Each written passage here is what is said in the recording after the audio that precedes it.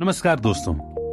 आज हम लेकर के आए एक बहुत बेहतरीन और जानी मानी किताब जिसका नाम है business of the 21st century और इसे लिखा है मशहूर किताब रिच डैड पुअर डैड के लेखक रॉबर्ट कियोसाकी ने। क्या आप उन लोगों में से हैं जो आर्थिक मंदी से जूझ रहे हैं? क्या आप भी खुद को मजबूर महसूस कर रहे हैं और ये नहीं जानते कि फाइनेंशियल तौर पर सिक्योर होने के लिए क्या करना चाहिए? क्या आप व्यावसायिक जगत में फैले भ्रष्टाचार पर क्रोधित हैं, वॉल स्ट्रीट और बड़े बैंक से नाराज हैं, या फिर आप खुद से नाराज हैं कि आपने समय रहते अपनी आर्थिक स्थिति की बागडोर क्यों नहीं थामी? अर्थव्यवस्था के बारे में शिकायतें करने से आपका आर्थिक भविष्य सुरक्षित नहीं होगा। यदि आप दौलत चाहते हैं तो आपको उसे बनाने की जरूरत है। आपको अपनी आमदनी के स्रोत को नियंत्रित करके अपने भविष्य की बागडोर अपने हाथों में लेने की जरूरत है, वो भी आज ही। और आप ये कैसे कर सकते हैं, इसकी जानकारी मिलेगी आपको इस ऑडियो बुक में। इस किताब में आपको मिलेंगे फाइनेंशियल फ्रीडम पाने के नियम और तरीके। साथ ही आप जानेंगे कि कैसे आप जितना चाहे उतना पैसा बना सकते हैं और उसे बचाकर भी रख सकते हैं। इस किताब में इस बात को भी समझाया गया है कि पैसा कैसे काम करता है और आप उन सारी बिजनेस अपॉर्चुनिटीज के बारे में जान पाएंगे जो आपको अपनी इच्छा से जीवन जीने में मदद करेंगी। इससे आपको अपने भविष्य को नियंत्रित करने और उसे संवारने की प्रेरणा मिलेगी। तब आप जान जाएंगे कि सोसाइटी के बनाए हुए घिसे पिटे रास्तों पर चलने के बजाय अपनी सूझबूझ का इस्तेमाल कैसे करना चाहिए। ये 21वीं सदी न सिर्फ अपना खुद का व्यवसाय शुरू करने का सही समय है, बल्कि शायद आज तक का सबसे बेहतरीन समय यही है। और कैसे इस समय का उपयोग करके आप अपने मजबूत भविष्य की नींव रख सकते हैं, ये भी जानेंगे आप इस ऑडियो बुक में। एक बार जब आप फाइनेंशियली सिक्योर होने के सारे सिद्धांत सीख जाएंगे तो उसके बाद आसानी से एक ऐसा मजबूत आधार बना पाएंगे जो आपको आपकी जिंदगी में वो सब कुछ देगा जो आप हमेशा से चाहते थे।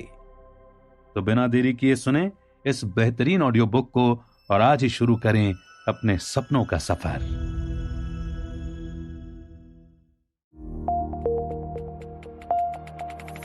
अर्थव्यवस्था की हालत खस्ता है और आपकी नौकरी संकट में है, बशर्त आपकी नौकरी अब भी बची हुई हो।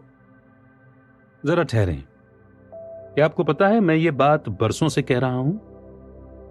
जब मैंने ये कहा था तो ज्यादातर लोगों ने अनसुना कर दिया था। उनके कान तो तभी खुले जब इतना बड़ा विश्वव्यापी आर्थिक संकट धमक कर उनके सामने खड़ा हो गया। बहरहाल ये पुस्तक इस बारे में नहीं है कि हर चीज ठेले पर सवार होकर रसातल में क्यों और कैसी चली गई।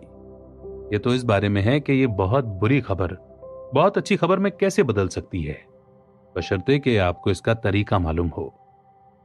व्यवसाय के बारे में मैंने दो लोगों से सीखा। मेरे पिता जो एक अति शिक्षित व उच्च पदस्थ सरकारी कर्मचारी थे, और मेरे सबसे अच्छे मित्र के पिता जिन्होंने 8वें ग्रेड में पढ़ाई छोड़ दी थी तथा जो बाद में अपने दम पर करोड़पति बने थे। मेरे असल पिता जीवन भर आर्थिक समस्याओं से जूझते रहे और बरसों की कड़ी मेहनत के बावजूद अंतिम वक्त में उनके पास कुछ भी नहीं था। दूसरी ओर मेरे सबसे अच्छे मित्र के पिता अंततः हवाई के सबसे दौलतमंद लोगों में से एक बने। मैं इन दोनों को अपना गरीब डैडी और अमीर डैडी मानता था। मैं अपने असल डैडी से बहुत प्रेम करता था और उनका सम्मान भी। मैंने कसम खाई थी कि ज्यादा से ज्यादा लोगों की मदद करूंगा ताकि जीवन में मेरे डैडी को जो अपमान और असफलता झेलनी पड़ी वो बाकी लोगों को न झेलनी पड़े। घर से बाहर कदम रखने पर मुझे सभी तरह के अनुभव हुए। नौसेना में भर्ती होकर मैंने वियतनाम में हेलीकॉप्टर चालक के रूप में सेवाएं दी। मैंने जेरोक्स कॉर्पोरेशन में भी काम किया। शुरुआत में तो मैं उनका सबसे बुरा सेल्स पर्सन था, लेकिन 4 साल बाद जेरोक्स छोड़ते वक्त मैं उनका सर्वश्रेष्ठ सेल्स पर्सन बन चुका था। जेरोक्स को अलविदा कहने के बाद मैंने करोड़ों डॉलर की कई अंतरराष्ट्रीय कंपनियां खड़ी की और अंततः 47 वर्ष की उम्र में रिटायर हो गया ताकि अपना सपना पूरा कर सकूं, यानी दूसरों को यह सिखा सकूं कि घुट घुट कर औसत जीवन से संतुष्ट होने या समझौता करने के बजाय दौलत कैसे बनाई जाए और अपने सपनों का जीवन कैसे जिया जाए। अपने अनुभवों के आधार पर 1997 में मैंने एक छोटी सी पुस्तक लिखी। इसने कम से कम कुछ पाठकों के दिलो दिमाग पर तो असर जरूर डाला होगा। Rich dad poor dad New York times के बेस्ट सेलर सूची के शिखर पर पहुंच गई और 4 वर्ष से भी अधिक समय तक वहीं बनी रही। इसे all time best selling business book के खिताब से भी नवाजा गया। इसके बाद मैं रिच डैड सीरीज की बहुत सी पुस्तकें लिख चुका हूं। हालांकि हर पुस्तक एक अलग पहलू पर केंद्रित है, लेकिन उन सभी का संदेश कमोवेश वही है जो उस पहली पुस्तक का था।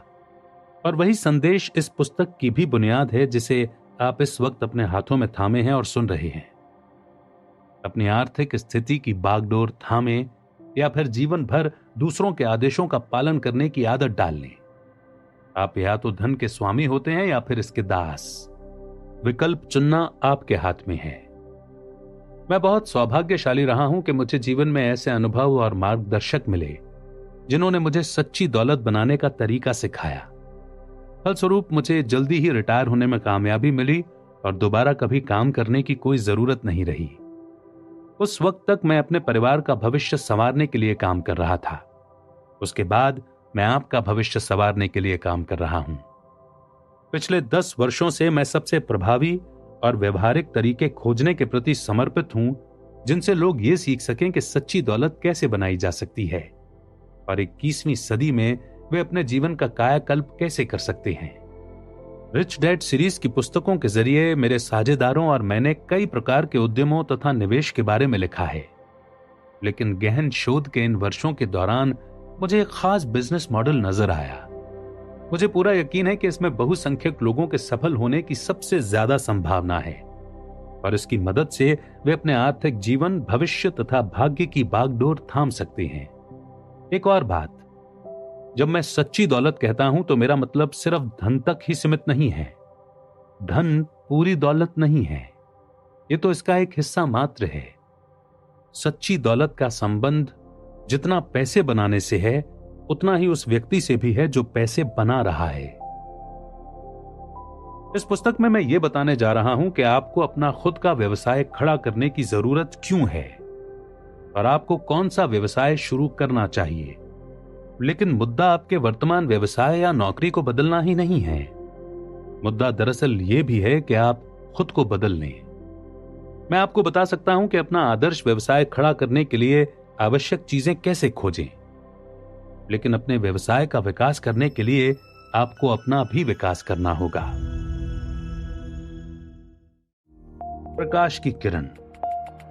13 जुलाई 2009 के अंक में टाइम्स मैगजीन ने पेज 2 पर एक लेख छापा, रॉबर्ट कियोसाकी के लिए 10 सवाल। उनमें से एक सवाल यह था कि क्या इस उथल पुथल भरी अर्थव्यवस्था में नई कंपनियां बनाने के अवसर मौजूद हैं। सवाल पढ़कर मेरे मन में पहला विचार तो यह आया कि क्या आप मजाक कर रहे हैं। बाद में मैंने इसके जवाब में यह कहा, यह सर्वश्रेष्ठ समय है। जब समय खराब होता है तभी सच्चे उद्यमी उभर कर सामने आते हैं। उद्यमी दरअसल इस बात की परवाह नहीं करते कि बाजार की हालत अच्छी है या खराब। वे तो बेहतर प्रोडक्ट्स और बेहतर प्रक्रियाएं उत्पन्न करते रहते हैं। इसलिए जब भी कोई कहता है कि अब तो अवसर कम हो गए, तो इसका कारण सिर्फ इतना है कि वे पराजित हो चुके हैं। अर्थव्यवस्था के बारे में आपको तमाम बुरी खबरें मालूम हैं। अच्छी खबर का इंतजार करें। देखिए, सच तो यह है कि इस मामले में बुरी खबर ही अच्छी खबर है। मैं आपसे वही कहूंगा जो मैंने टाइम मैगजीन में कहा था, अपना खुद का व्यवसाय शुरू करने के लिए मंदी का दौर ही सर्वश्रेष्ठ होता है। जब अर्थव्यवस्था धीमी होती है तो उद्यमिता सर्द रात में लकड़ी के अलाव की तरह धधकने लगती है। सवाल, माइक्रोसॉफ्ट और डिज्नी साम्राज्यों में इसके अलावा क्या समानता है कि वे दोनों ही अरबों डॉलर के बहुत सफल व्यवसाय हैं तथा बच्चा बच्चा उनका नाम जानता है। उत्तर, वे दोनों ही मंदी के दौर में शुरू हुए थे। दरअसल डाउ जोन्स इंडस्ट्रियल एवरेज के आधे से ज्यादा कॉरपोरेशंस मंदी के दौर में ही शुरू हुए थे। ऐसा क्यों? जवाब सरल है। आर्थिक अनिश्चितता के दौर में लोग ज्यादा रचनात्मक हो जाते हैं। वे अपने आरामदेह दायरे को तोड़कर बाहर आ जाते हैं और गुजारा करने के लिए पहल शक्ति का इस्तेमाल करते हैं। ये अच्छे पुराने जमाने की अमेरिकी उद्यमिता है अपने सर्वश्रेष्ठ रूप में। जब यात्रा मुश्किल हो जाती है तो दृढ़ इच्छा शक्ति वाले लोग आगे निकल जाते हैं। एक बात तो तय है कि मुश्किल आर्थिक दौर में नए अवसर के लिए बाजार परिपक्व होता है। 5 वर्ष पहले जब मकानों के दाम आसमान छू रहे थे और कर्ज आसानी से मिल रहा था, तब कोई भूखा नहीं था। लोगों के पेट भरे हुए थे, वे सुरक्षित महसूस कर रहे थे और बहुत कम लोग आमदनी के वैकल्पिक साधनों की तलाश कर रहे थे। कर्मचारी अपनी कंपनियों के आर्थिक स्थायित्व के बारे में चिंतित नहीं थे और उन्हें यह चिंता भी नहीं सता रही थी कि आगे चलकर उन्हें कहीं नौकरी से न निकाल दिया जाए। लेकिन अब हर जगह छटनी का बोलबाला है। इसीलिए हर व्यक्ति को चिंता सता रही है कि भविष्य में न जाने क्या होगा। इसीलिए अब लाखों करोड़ों लोग पूरे होशो हवास में आकर अपनी आर्थिक स्थिति का दोबारा आकलन कर रहे हैं। उन्हें अब यह एहसास हो गया है कि यदि वे ऐसा सुरक्षित भविष्य चाहते हैं जिस पर वे भरोसा कर सकें, तो उन्हें दूसरी वैकल्पिक योजना का सहारा लेना होगा। वास्तविकता यह है कि आज लोगों के मन में अतिरिक्त धन कमाने की पहले से कहीं अधिक भूख है। इस वजह से उनका दिमाग नए रास्तों के प्रति ज्यादा खुल चुका है और वे सुनने के लिए ज्यादा तैयार हो चुके हैं। वास्तव में यह हालिया आर्थिक गिरावट के पहले भी सच था। 1980 के दशक से, खासतौर पर सर्दी बदलने के मोड़ से, लोगों के मन में अपने भविष्य को नियंत्रित करने की इच्छा बलवती हो रही है। यूएस चैंबर ऑफ कॉमर्स ने 2007 की रिपोर्ट 21वीं सदी के अमेरिका में कामकाज, उद्यमिता और अवसर में कहा था। करोड़ों अमेरिकी अपने छोटे व्यवसाय चलाकर उद्यमिता को अपना रहे हैं। 72% वयस्क अमेरिकी नौकरी करने के बजाय अपना खुद का व्यवसाय करना चाहते हैं और उनमें से 67% नियमित रूप से या लगातार अपनी नौकरी छोड़ने के बारे में सोचते हैं। देखिए, मैं कोई अर्थशास्त्री नहीं हूं, लेकिन मैं एक ऐसे व्यक्ति को जानता हूं जो अर्थशास्त्री है, पॉल जेन पिल्जर। पॉल बहुत ही होनहार और सफल व्यक्ति हैं। वे सिटी बैंक के सबसे युवा वाइस प्रेसिडेंट थे, लेकिन अपना स्वयं का व्यवसाय शुरू करने और करोड़ों डॉलर कमाने की खातिर उन्होंने बैंकिंग जगत को छोड़ दिया। उन्होंने कई न्यूयॉर्क टाइम्स बेस्ट सेलर्स लिखी हैं। यही नहीं, बचत और कर्ज का संकट गहराने के पहले ही उन्होंने इसकी भविष्यवाणी कर दी थी। इसके अलावा उन्होंने 2 राष्ट्रपतियों के कार्यकाल में आर्थिक सलाहकार की भूमिका भी निभाई है। वे ऐसे शख्स हैं जिनकी बात सुनने लायक होती है। पॉल का कहना है कि करियर संबंधी सांस्कृतिक मूल्यों में आजकल 180 डिग्री का पूर्ण परिवर्तन होने लगा है और पारंपरिक कंपनी का कर्मचारी तंत्र अब उद्यमी मार्ग के सामने घुटने टेक रहा है। पॉल कहते हैं कि 20वीं सदी के उत्तरार्ध में पारंपरिक बुद्धिमत्ता यह थी कि स्कूल जाओ, अच्छी शिक्षा हासिल करो और किसी बड़ी कंपनी में नौकरी करो। अपना व्यवसाय शुरू करने के विचार को प्रायः खतरनाक माना जाता था, शायद प्रशंसनीय लेकिन जोखिम भरा, और शायद थोड़ा पागलपन भरा भी। आज स्थिति पूरी तरह बदल चुकी है। पॉल सही कहते हैं। मैंने जिस US chamber of commerce report का जिक्र किया है, वो एक गैलप पोल के निष्कर्ष की ओर भी संकेत करती है, जिसमें बताया गया है कि 61% अमेरिकी अपने बॉस खुद बनना चाहते हैं। फ्रेस्नो रिसर्च फर्म डिसाइफर के एक अन्य सर्वेक्षण में यह पाया गया कि 72% वयस्क अमेरिकी नौकरी करने के बजाय अपना खुद का व्यवसाय शुरू करना चाहते हैं और उनमें से 67% नियमित रूप से या लगातार अपनी नौकरी छोड़ने के बारे में सोचते हैं। देखिए, ये केवल आजीविका कमाने के बारे में नहीं है, ये तो हमारे जीवन की गुणवत्ता के बारे में भी है कि हम कैसे जी रहे हैं। लोग अब जाग चुके हैं। अब वे अपने जीवन पर अधिक नियंत्रण चाहते हैं। वे अपने परिवार से ज्यादा जुड़ना चाहते हैं, अपने समय के मालिक खुद बनना चाहते हैं, ऑफिस के बजाय घर पर रहकर काम काज करना चाहते हैं, अपनी तकदीर की इबारत खुद लिखना चाहते हैं। डिसाइफर के अध्ययन में 84% लोगों ने कहा था कि यदि वे खुद अपने व्यवसाय के मालिक बन जाएं तो ज्यादा जोश से काम करेंगे। उन्होंने अपना काम खुद करने की इच्छा का सबसे बड़ा कारण क्या बताया? अपने कामकाजी जीवन के बारे में अधिक जोशीला बनना। दरअसल हो यह रहा है कि नौकरी की सुरक्षा का 20वीं सदी का मिथक हमारी आंखों के सामने धराशायी हो रहा है, जिसमें यह वादा किया जाता था कि किसी दूसरे के लिए नौकरी करना ही दीर्घकालीन, सुखद और संतुष्टिदायक जीवन का मार्ग है। रोजगार का मिथक। परिस्थितियां अधिकांश लोगों के दिमाग में कई मिथ्याएं डाल देती हैं, जिस वजह से हम रोजगार को सामान्य मानने लगते हैं। लेकिन ऐतिहासिक दृष्टि से यह सामान्य नहीं है। दरअसल कर्मचारी बनने की पूरी अवधारणा कुछ समय ही पुरानी है।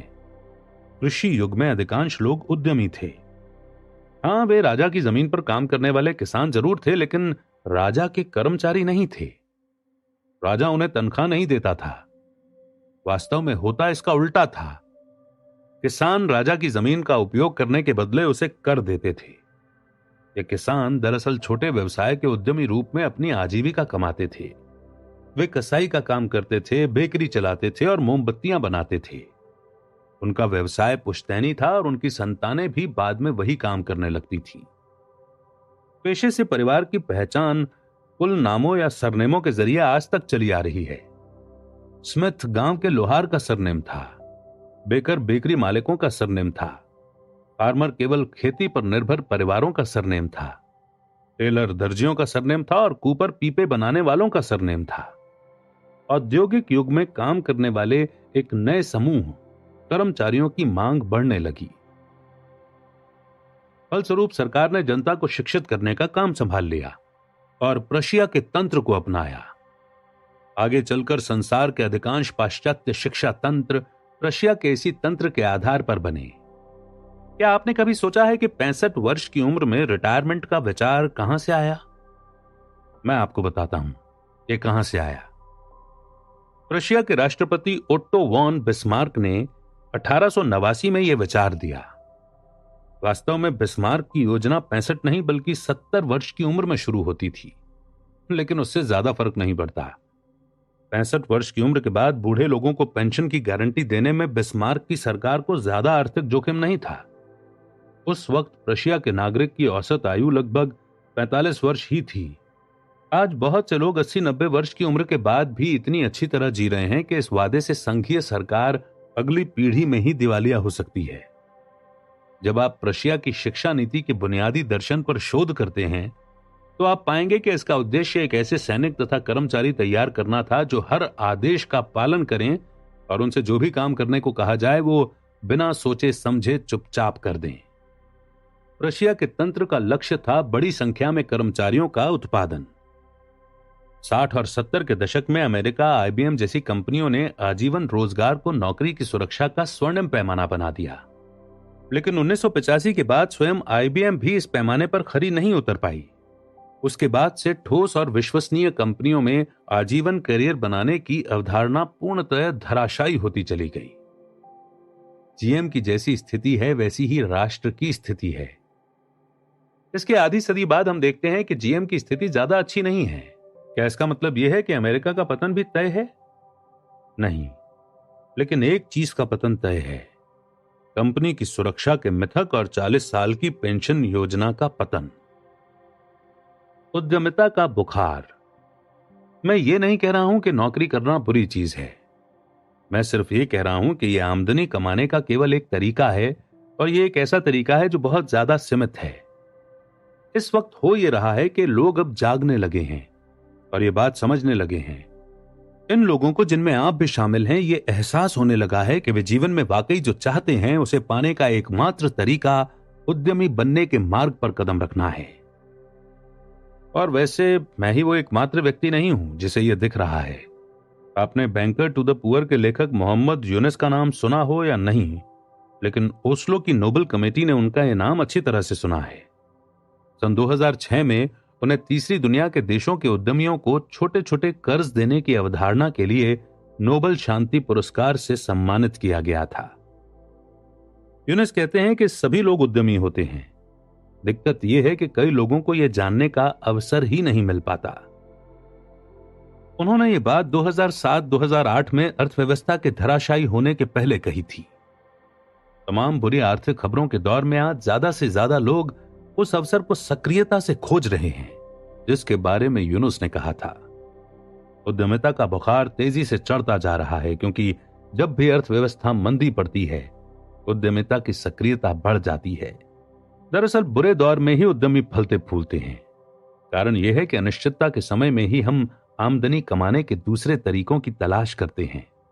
जब हमें पता चल जाता है कि हम अपनी कंपनी के भरोसे नहीं रह सकते तो हम अपनी परवाह खुद करने लगते हैं। तभी हम ये सोचते हैं कि शायद ये अपने आरामदेह दायरे को तोड़ने और पैसे को कमाने के लिए रचनात्मक होने का समय है। यूएस फेडरल रिजर्व के एक सर्वे से पता चलता है कि उद्यमियों की औसत घरेलू नेटवर्थ पारंपरिक कर्मचारियों के मुकाबले 5 गुना ज्यादा होती है। इसका अर्थ है कि इस बात की 5 गुना ज्यादा संभावना होती है कि इस मंदी से उद्यमियों को कोई नुकसान नहीं होगा, बल्कि इसके बाद वे पहले से भी ज्यादा सशक्त होंगे, क्योंकि उन्होंने अपनी खुद की शक्तिशाली अर्थव्यवस्था का निर्माण कर लिया है।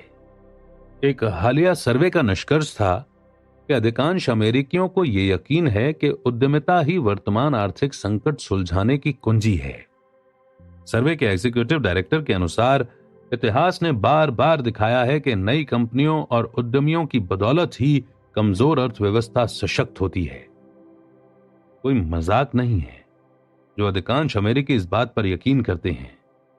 आशा है कि वे अपने सोफे पर पसरना छोड़ देंगे और इस बारे में सचमुच कुछ करेंगे। यह संभव है। हालांकि मैं इस बात की शर्त नहीं लगा पा रहा हूं, लेकिन हाल फिलहाल जिस कमजोर अर्थव्यवस्था को उद्यमिता के जरिए सशक्त होते देखने में मेरी सबसे ज्यादा रुचि है, वो आपकी अर्थव्यवस्था है। अधिकांश लोगों के लिए यह मुश्किल आर्थिक दौर हो सकता है, लेकिन कुछ उद्यमियों के लिए जिनका दिमाग इतना खुल चुका है कि वे उस बात को समझ सकते हैं जिसे मैं अगले कुछ अध्यायों में समझाने जा रहा हूं, यह आर्थिक संभावना से भरपूर दौर भी है। न सिर्फ यह खुद का व्यवसाय शुरू करने के लिए सही समय है, बल्कि वास्तव में इससे बेहतर समय कभी रहा ही नहीं है। जैसा मैंने कहा था कि जब यात्रा मुश्किल हो जाती है तो दृढ़ इच्छा शक्ति वाले लोग आगे निकल जाते हैं। अगर यह सच है और यह 100% सच है तो केवल 2 ही प्रश्न रह जाते हैं। पहला, क्या आप में दृढ़ इच्छा शक्ति है? यदि आपका उत्तर हां है तो दूसरा प्रश्न है कि आप किस राह पर चलें। मैं आपकी ओर से पहले प्रश्न का उत्तर तो नहीं दे सकता, लेकिन मुझे पूरी तरह से मालूम है कि दूसरे प्रश्न का उत्तर कैसे दिया जाए। यह पूरी पुस्तक इसी प्रश्न का उत्तर देने के बारे में है।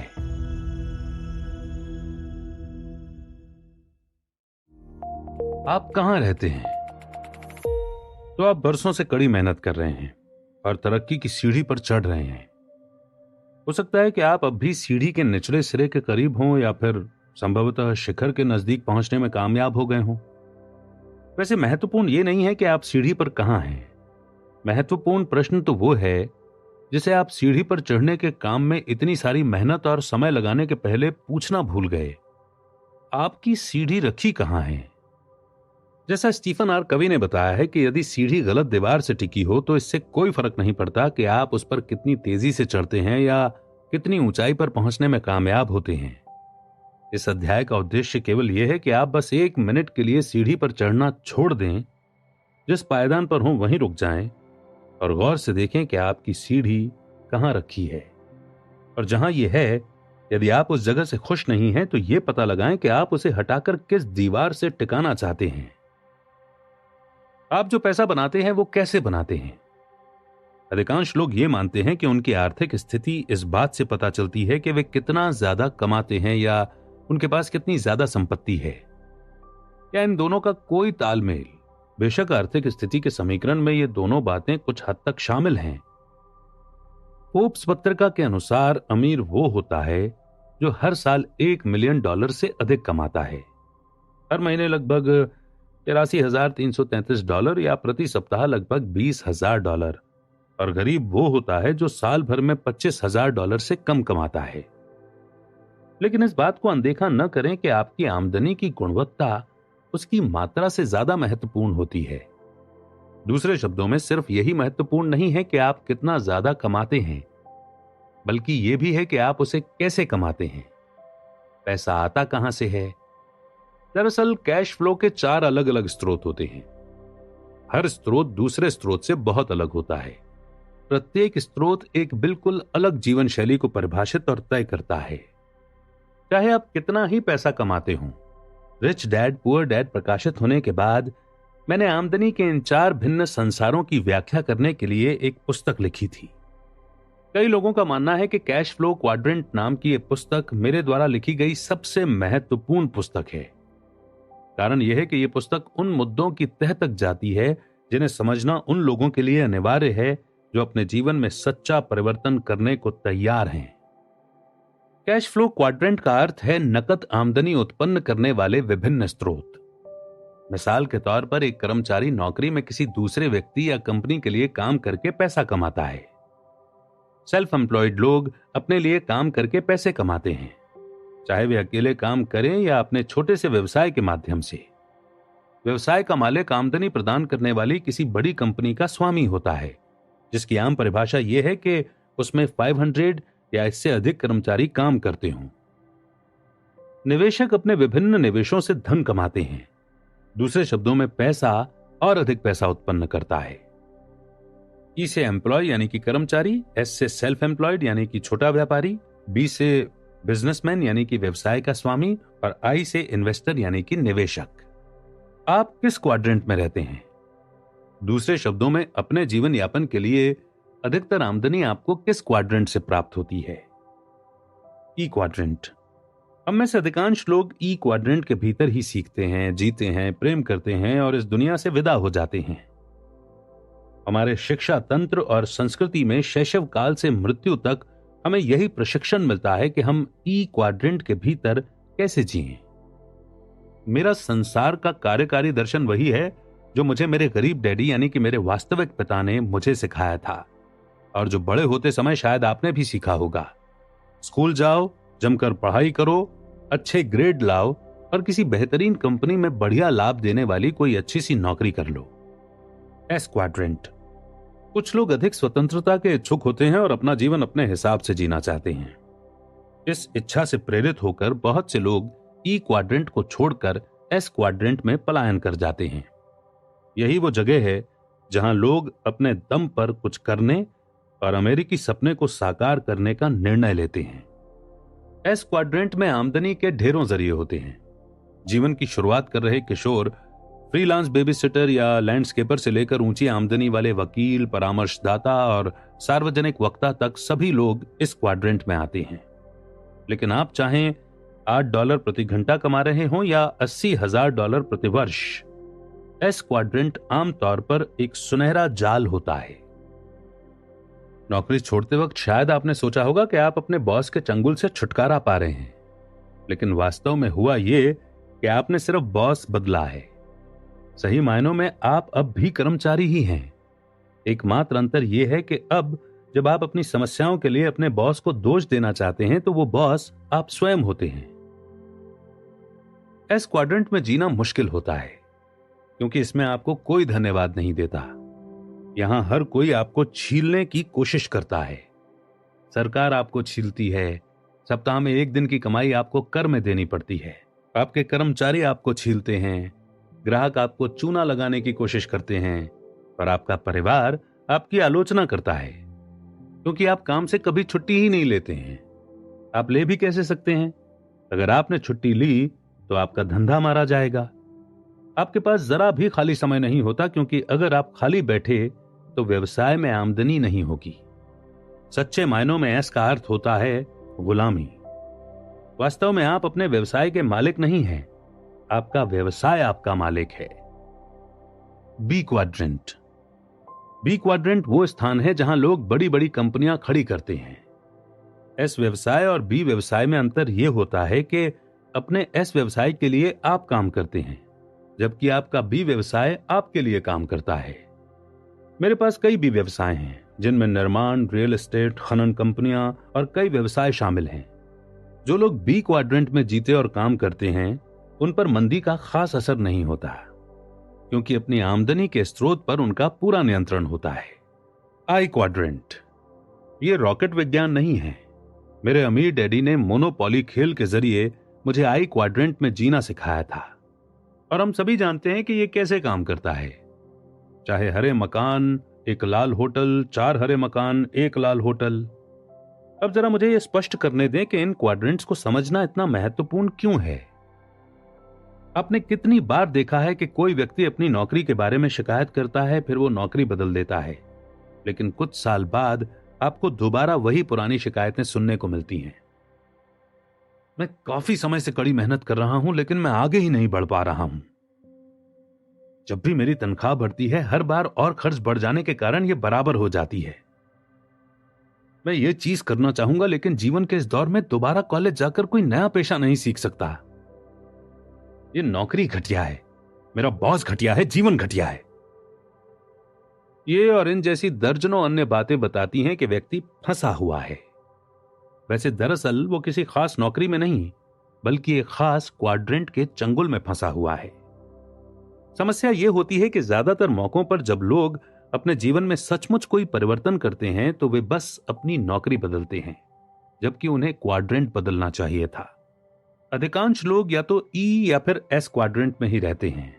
हम यहीं पर बड़े होते हैं और जीने का प्रशिक्षण प्राप्त करते हैं। हमें बताया जाता है कि अच्छे ग्रेड लाओ ताकि तुम्हें कोई अच्छी नौकरी मिल जाए, लेकिन आपके ग्रेड से बी क्वाड्रेंट में कोई फर्क नहीं पड़ता। आपका बैंकर आपका रिपोर्ट कार्ड नहीं देखना चाहता है, वो तो आपका फाइनेंशियल स्टेटमेंट देखना चाहता है। नौकरी के इन पुराने तंत्रों को तोड़ना और अपनी खुद की आमदनी के नए स्रोत उत्पन्न करना बहुत जरूरी है, क्योंकि इसके बाद ही आप आर्थिक तूफान से मुकाबला करने की सर्वश्रेष्ठ स्थिति में आते हैं। सिर्फ इसलिए क्योंकि अपनी सालाना आमदनी को तय करने के लिए आप किसी बॉस या अर्थव्यवस्था पर निर्भर नहीं होते। अब आप इसे खुद तय करते हैं। कम से कम 80% लोग इन्हीं दो क्वाड्रेंट में जीते हैं, खासतौर पर ई क्वाड्रेंट में। हमें सिखाया जाता है कि हमें सुरक्षा यहीं मिलेगी। दूसरी ओर बी और आई क्वाड्रेंट में स्वतंत्रता का वास होता है। यदि आप उस हिस्से में जीना चाहते हैं तो आप इसे संभव बना सकते हैं, लेकिन यदि आप ई और एस वाले हिस्से की तुलनात्मक सुरक्षा चाहते हैं तो मैं यहां जो बताने जा रहा हूं वो शायद आपके लिए नहीं है। ये एक ऐसा निर्णय है जिसे सिर्फ आप ही ले सकते हैं। आप किस क्वाड्रेंट में रहते हैं? आप किस क्वाड्रेंट में रहना चाहते हैं? आपके बुनियादी आर्थिक जीवन मूल्य। 4 क्वाड्रेंट्स महज 4 अलग अलग व्यावसायिक तंत्र ही नहीं हैं। ये तो 4 अलग अलग मानसिकताओं के सूचक हैं। आप अपनी बुनियादी आमदनी किस क्वाड्रेंट से कमाने का चुनाव करते हैं, उसका बाहरी परिस्थितियों, आपकी शिक्षा, प्रशिक्षण, अर्थव्यवस्था या आपके आसपास उपलब्ध अवसरों से बहुत कम संबंध है। इसका ज्यादा संबंध तो इस बात से है कि आप बुनियादी तौर पर कौन हैं, आपकी शक्तियां, कमजोरियां और मूलभूत रुचियां। इसका संबंध तो आपकी बुनियादी आर्थिक जीवन मूल्यों से है। यही बुनियादी भिन्नताएं हमें अलग अलग क्वाड्रेंट्स के प्रति आकर्षित या विकर्षित करती हैं। इसे समझना महत्वपूर्ण है, क्योंकि इसका मतलब यह है कि ई या एस क्वाड्रेंट को छोड़कर बी क्वाड्रेंट में पहुंचना उतना सरल नहीं है जितना कि पोस्ट ऑफिस जाकर अपना पता बदलने का फॉर्म भरना। आप न सिर्फ वो बदलते हैं जो आप करते हैं, बल्कि बहुत ही सच्चे मायने में आप खुद को भी बदलते हैं, या कम से कम अपने सोचने के तरीके को तो बदल ही लेते हैं। हो सकता है कि कुछ लोगों को कर्मचारी बने रहना अच्छा लगता हो, लेकिन बाकी लोग इससे नफरत करते हैं। कुछ लोग कंपनियों के मालिक तो बनना चाहते हैं, लेकिन उन्हें चलाना नहीं चाहते। कुछ लोगों को निवेश से प्रेम होता है, जबकि दूसरों को इसमें पैसा गंवाने का जोखिम ही जोखिम नजर आता है। हम में से अधिकांश लोगों में ये सभी प्रवृत्तियां कम या अधिक मात्रा में मौजूद रहती हैं। इस बात पर गौर करना भी महत्वपूर्ण है कि आप इन चारों क्वाड्रेंट्स में ही अमीर या गरीब बन सकते हैं। हर क्वाड्रेंट में लोगों ने करोड़ों रुपए कमाए हैं, और ऐसे भी लोग हैं जो हर क्वाड्रेंट में दिवालिया हुए हैं।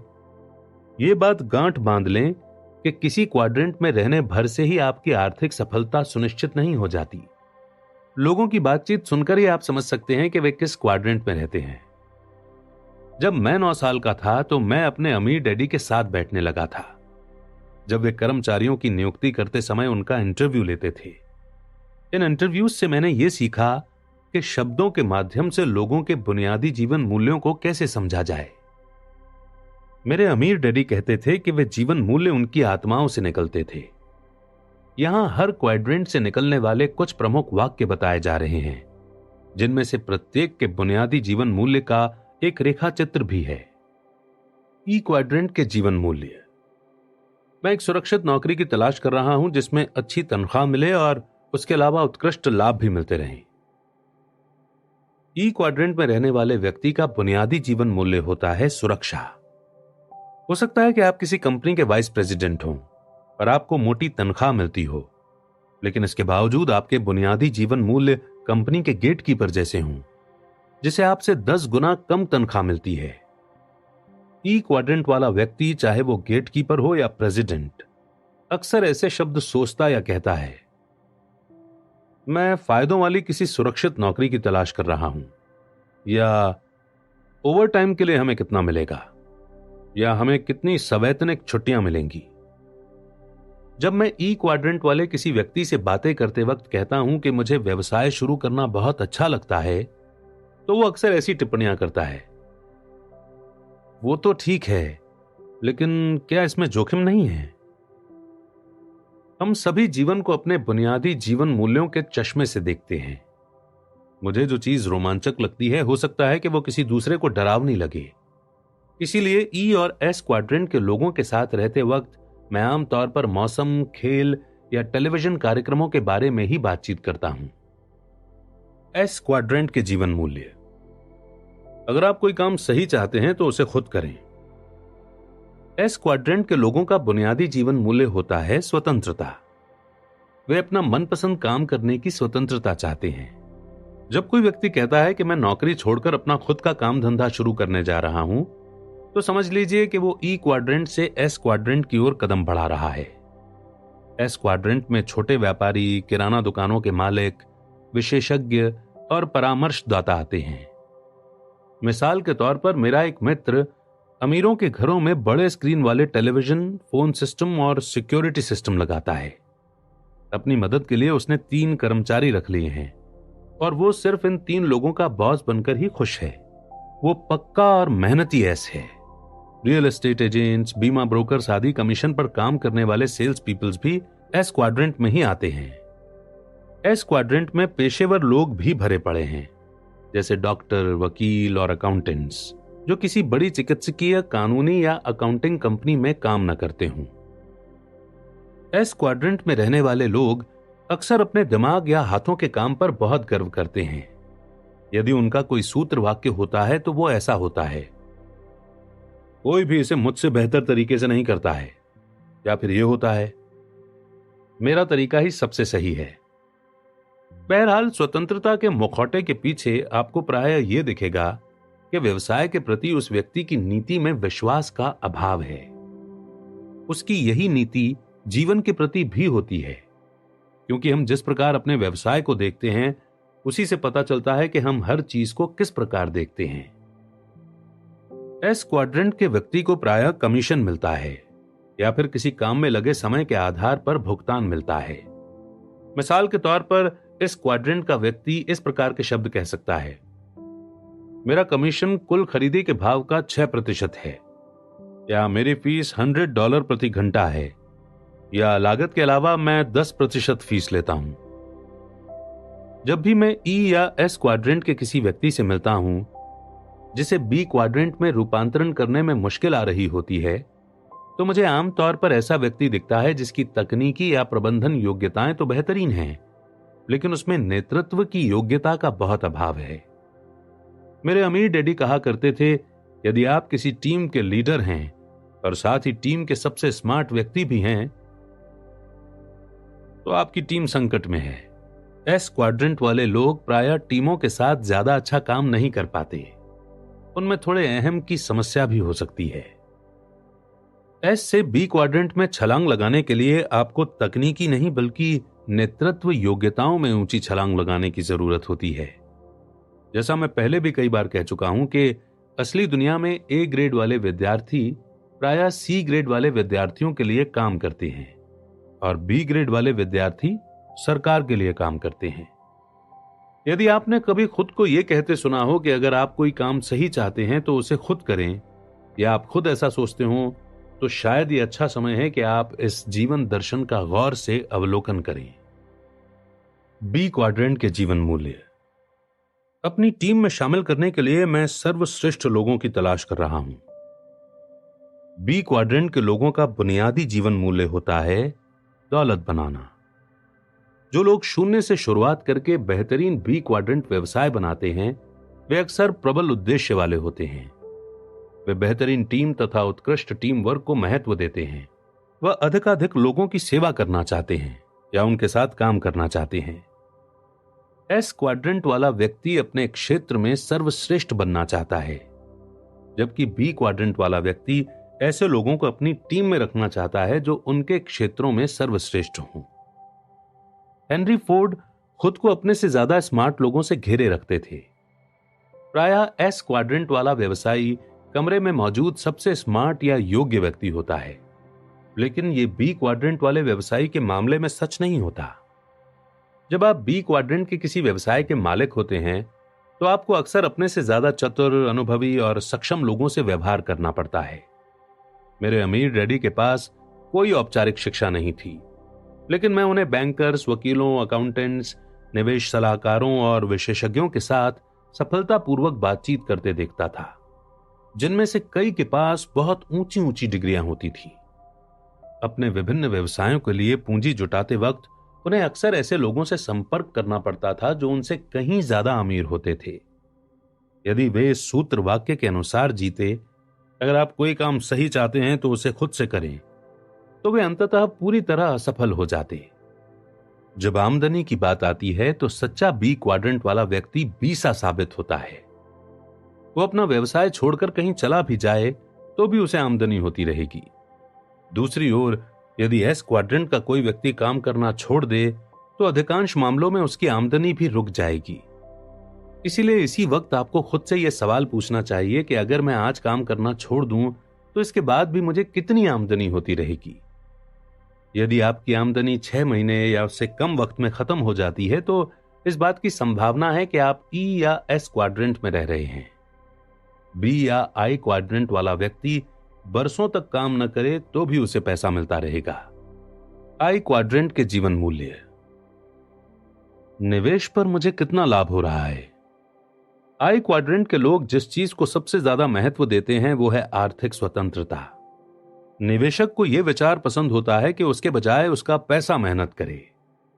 निवेशक कई चीजों में निवेश करते हैं। वे सोने के सिक्कों, जमीन जायदाद, कंपनियों या स्टॉक्स, बॉन्ड्स या म्यूचुअल फंड जैसी कागजी संपत्तियों में निवेश कर सकते हैं।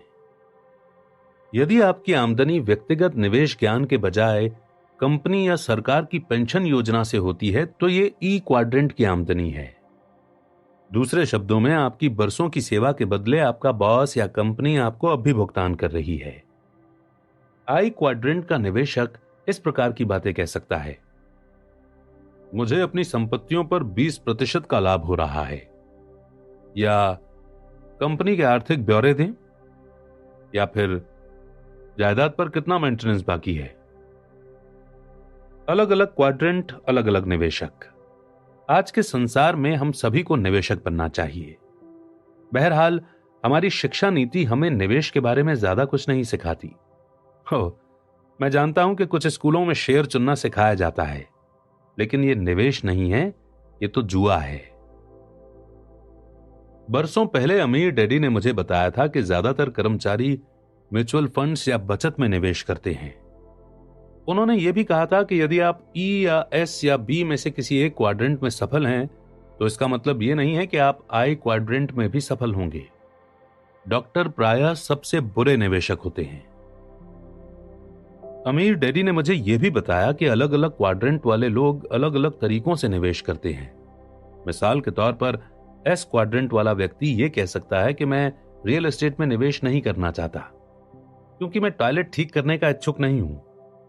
निवेश की यही चुनौती सामने आने पर बी क्वाड्रेंट वाला व्यक्ति कह सकता है कि रात को टॉयलेट की मरम्मत कराने के लिए मैं किसी अच्छी प्रॉपर्टी मैनेजमेंट कंपनी की सेवाएं ले सकता हूं। दूसरे शब्दों में एस क्वाड्रेंट वाला निवेशक यह सोचेगा कि उसे जायदाद की देखरेख खुद करनी है, जबकि बी क्वाड्रेंट का निवेशक सही देखभाल करवाने के लिए किसी दूसरी कंपनी की सेवाएं लेगा। अलग अलग लोग, अलग अलग मानसिकताएं, अलग अलग क्वाड्रेंट्स, अलग अलग जीवन मूल्य। अब तक आपने शायद अंदाजा लगा लिया होगा कि मैं किस ओर जा रहा हूं। यह दरअसल एक बहुत आसान सी चीज से तय होता है। यदि आप अमीर बनना चाहते हैं तो आपको अपने रहने का स्थान बदलना होगा। इसके लिए आपको किसी नई नौकरी की जरूरत नहीं है, आपको तो एक नए पते की जरूरत है।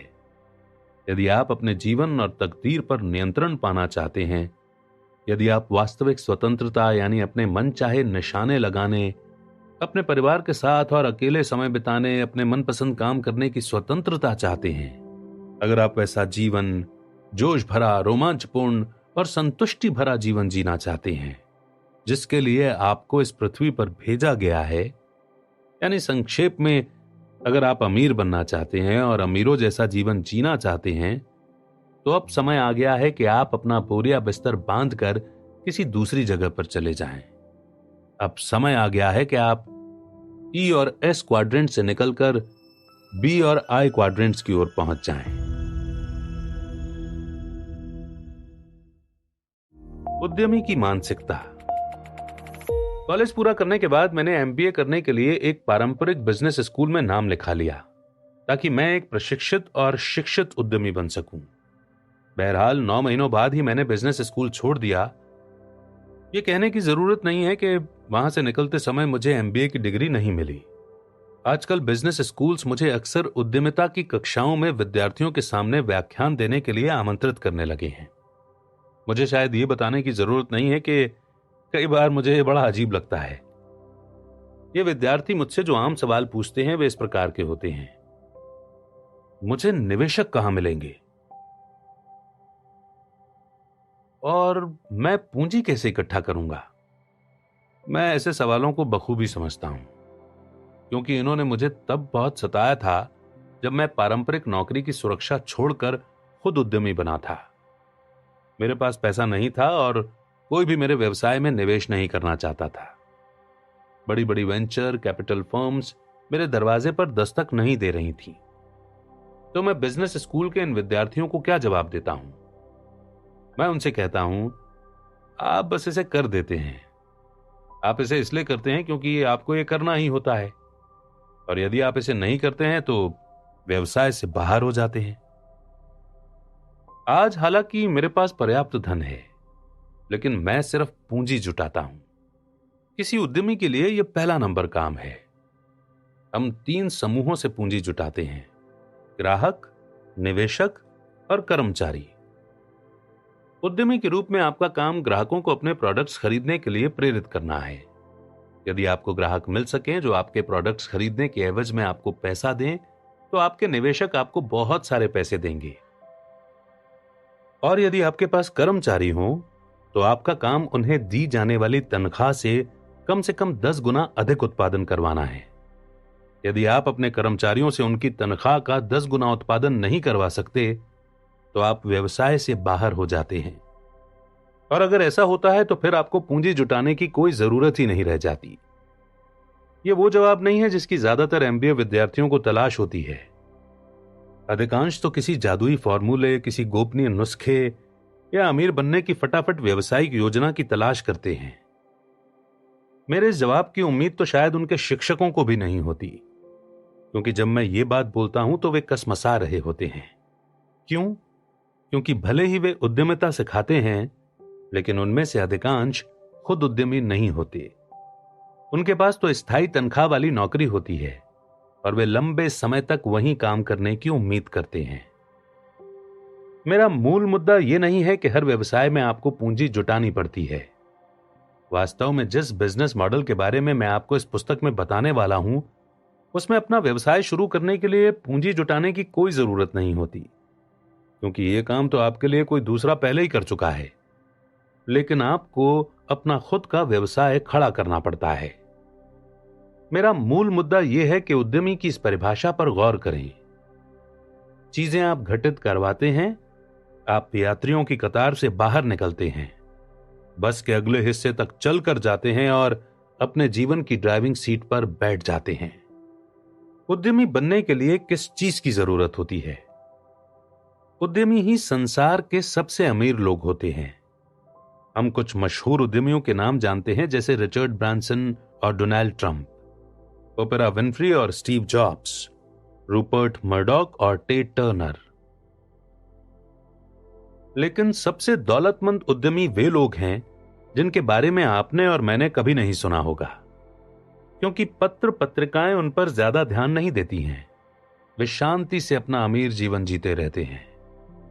मैंने अक्सर लोगों को बहस करते सुना है कि उद्यमी पैदा होते हैं या उन्हें बनाया जा सकता है। कुछ लोग सोचते हैं कि खास लोग ही उद्यमी बन सकते हैं, इसके लिए किसी जादुई चीज की जरूरत होती है। मेरे ख्याल से उद्यमी बनना इतना बड़ा मामला नहीं है, आप बस इसे कर देते हैं। आइए मैं आपको एक उदाहरण देता हूं। मेरे इलाके में एक किशोरी है जिसका बेबी सिटिंग का व्यवसाय फल फूल रहा है। उसने जूनियर हाई स्कूल की अपनी सहपाठियों को इस काम के लिए नियुक्त कर रखा है। वो एक उद्यमी है। एक और लड़का स्कूल के बाद छुटपुट कामों का व्यवसाय करता है। वो एक उद्यमी है। अधिकांश बच्चों के मन में डर नहीं होता, जबकि अधिकांश वयस्कों के मन में डर के सिवाय कुछ नहीं होता। आज ऐसे करोड़ों लोग हैं जो अपनी नौकरी छोड़कर उद्यमी बनने और खुद का व्यवसाय चलाने के सपने देखते हैं। लेकिन समस्या यह है कि अधिकांश लोगों का सपना सिर्फ सपना ही रह जाता है, हकीकत नहीं बन पाता। तो सवाल यह है कि इतने सारे लोग उद्यमी बनने के अपने सपने को साकार करने में असफल क्यों हो जाते हैं? मेरा एक मित्र बेहतरीन हेयर स्टाइलिस्ट है। महिलाओं को सुंदर बनाने के मामले में वो जादूगर है। बरसों से वो अपना खुद का सैलून खोलने की बातें कर रहा है। उसके पास बड़ी बड़ी योजनाएं हैं, लेकिन दुखद बात यह है कि वो अब भी अपने छोटे पैमाने पर ही काम कर रहा है। वो एक बड़े सैलून में एक कुर्सी पर काम करता है और सैलून के मालिक से नोक झोंक करता रहता है। मेरे एक और मित्र की पत्नी है जो फ्लाइट अटेंडेंट का काम करते करते उकता गई। 2 साल पहले उसने नौकरी छोड़ दी और हेयर स्टाइलिस्ट बनने का प्रशिक्षण लिया। 1 महीने पहले उसने अपने सैलून का भव्य उद्घाटन किया। वहां का माहौल बेहतरीन है और उसने वहां काम करने के लिए कुछ सबसे अच्छे हेयर स्टाइलिस्ट्स को आकर्षित कर लिया है। जब मेरे पहले मित्र ने उस महिला के सैलून के बारे में सुना तो वो बोला, वो सैलून कैसे खुल सकती है? उसके पास तो कोई योग्यता ही नहीं है, उसके पास इतनी प्रतिभा ही नहीं है। उसने न्यूयॉर्क में प्रशिक्षण नहीं लिया जहां मैंने लिया था, और इसके अलावा उसके पास नाम मात्र का भी अनुभव नहीं है। देखना, वो 1 साल में ही असफल हो जाएगी। हो सकता है कि वो महिला असफल हो जाए। आंकड़े बताते हैं कि 90% व्यवसाय पहले 5 सालों में नाकाम हो जाते हैं। दूसरी ओर यह भी हो सकता है कि वो असफल ना हो। मुद्दे की बात यह है कि वो अपना मनचाहा काम कर रही है। उसने ये समझ लिया है कि साहस में हमारे जीवन को आकार देने की प्रबल शक्ति होती है। अपनी प्रतिभा को खोजने, विकसित करने और संसार को देने के लिए साहस की जरूरत होती है। अमेरिका के जो लोग $3 मिलियन से ज्यादा की लॉटरी जीतते हैं, उनमें से 80% 3 साल के भीतर ही दिवालिया हो जाते हैं। क्यों? क्योंकि सिर्फ पैसे से ही आप अमीर नहीं बनते हैं। ये लोग अपने चेकिंग अकाउंट्स के आंकड़े जोड़ सकते हैं, लेकिन वे सिर्फ आंकड़ों से तब तक अमीर नहीं बन सकते जब तक कि वे अपने सोचने के तरीके को न बदल लें। आपका मस्तिष्क असीमित है। ये तो आपकी शंकाएं हैं जो आपको सीमित कर रही हैं। एटलस श्रग्ड की लेखिका आयन रैंड ने कहा था, दौलत किसी मनुष्य के सोचने की क्षमता का परिणाम है। इसलिए यदि आप अपना जीवन बदलने को तैयार हों, तो मैं आपका परिचय एक ऐसे माहौल से करवाने जा रहा हूं जो आपके मस्तिष्क को सोचने और आपको ज्यादा अमीर बनने का अवसर प्रदान करेगा। बड़े होकर आप क्या बनना चाहते हैं? जब मैं बच्चा था तो मेरे वास्तविक डैडी अक्सर मुझे स्कूल जाने और अच्छे ग्रेड लाने की सलाह देते थे ताकि मुझे नौकरी मिल सके। वे मेरी प्रोग्रामिंग ई क्वाड्रेंट के लिए कर रहे थे। दूसरी ओर मेरी मां मुझे डॉक्टर या वकील बनने के लिए प्रेरित करती थी। वे कहती थी कि इस तरह तुम्हारे पास हमेशा एक पेशा रहेगा और तुम्हें कोई समस्या नहीं आएगी। वे मेरी प्रोग्रामिंग एस क्वाड्रेंट के लिए कर रही थी। अमीर डैडी ने मुझे बताया कि अगर आगे चलकर मैं अमीर बनना चाहता हूं तो मुझे व्यवसायी और निवेशक बनना चाहिए। वे मेरी प्रोग्रामिंग बी और आई क्वाड्रेंट्स के लिए कर रहे थे। जब मैं वियतनाम से लौटा तो मुझे यह तय करना था कि मैं किसकी सलाह मानूं। आपके सामने भी यही विकल्प है। यदि आप अपना खुद का व्यवसाय बनाना चाहते हैं तो इसका एक कारण है अपनी गरिमा को वापस पाना। इसके महत्व को कम ना आंकें। यह दुनिया सताने वालों और छोटी मानसिकता के लोगों से भरी पड़ी है, चाहे वो आपके बॉस हों, मैनेजर हों, पड़ोसी हों या मित्र हों। आप ये नहीं चाहते हैं कि वे आपको अपने इशारों पर नचाएं। आप अपने जीवन की बागडोर अपने हाथों में लेना चाहते हैं। आप इतने साहसी बनना चाहते हैं कि आपको दूसरे लोगों के इशारों पर नाचने या काम करने की जरूरत ही ना रहे। आप अपने लिए सोचने और कार्य करने की स्वतंत्रता पाना चाहते हैं। रेसिंग वाला मस्तिष्क। अब आइए वही सवाल दोबारा पूछते हैं, आप कहां रहते हैं? अब आप समझ गए होंगे कि कैश फ्लो क्वाड्रेंट को छोड़कर दूसरे कैश फ्लो क्वाड्रेंट में पहुंचने का क्या अर्थ होता है। ये एक भिन्न तंत्र ही नहीं है, ये तो जीवन के प्रति एक भिन्न नीति है। हां, ये व्यवसाय के बारे में है, लेकिन दरअसल ये व्यवसाय के बारे में नहीं है। ये तो केवल बाहरी रूप है। घोड़े पालने वाले किसी व्यक्ति को रेसिंग कार के स्टीयरिंग व्हील पर बैठा भर देने से वो रेसिंग कार ड्राइवर नहीं बन जाता। इसके लिए उसे रेसिंग कार ड्राइवर की योग्यताओं, प्रशिक्षण और सबसे महत्वपूर्ण बात, मानसिकता की जरूरत होती है। यही आपके आर्थिक जीवन के बारे में भी सच है। आपको उद्यमी की मानसिकता अपनाने की जरूरत है। सार रूप में वो मानसिकता ये है, उद्यमी स्वयं तय करता है, आप चीजों को घटित करवाते हैं, जिसका मतलब यह है कि अपने अलावा आप किसी व्यक्ति या किसी चीज को दोष नहीं देते हैं। ऐसी बात नहीं है कि आपको शून्य से ही सारा काम करना होगा, जैसा मैंने अपने व्यवसायों में किया था।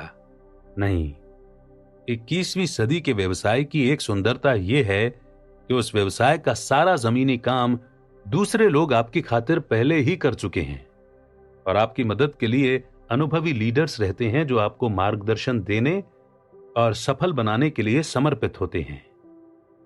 लेकिन यह समझने में कोई गलती ना करें, यदि आप इसमें कामयाब होना चाहते हैं तो इसकी जिम्मेदारी आप पर है। यह आप ही होंगे जो खुद को कामयाब बनाएंगे और इसके लिए आपको उद्यमी की मानसिकता रखनी होगी। अगर आप में उद्यमी की मानसिकता नहीं है तो व्यवसाय कितना भी अच्छा हो या आपके शिक्षक कितने ही महान हो, उस व्यवसाय में आपको काफी मुश्किलों का सामना करना पड़ेगा। इस पुस्तक के खंड 2 में हम जिस बिजनेस मॉडल को देखेंगे वो एक रेसिंग कार है, लेकिन उसके स्टीयरिंग व्हील के पीछे आप बैठे हैं। सबसे पहली और महत्वपूर्ण बात यह आपके बारे में है।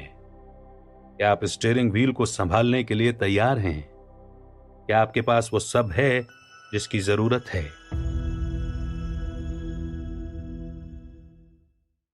ये बागडोर थामने का समय है।